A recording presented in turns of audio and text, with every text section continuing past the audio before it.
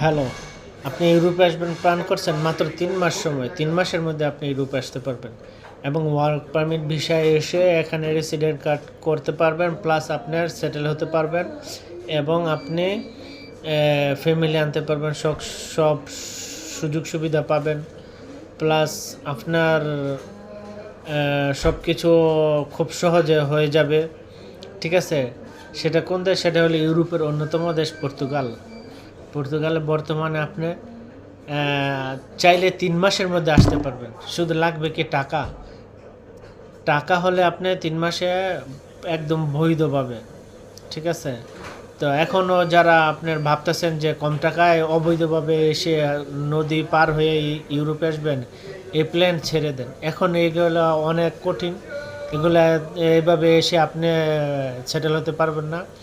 তো আমি মনে করি আপনি খুব সহজে সেটেল হতে হলে পর্তুগালে D1 ক্যাটাগরি ভিসায় এসে আপনি খুব সহজে সেটেল হতে পারবেন।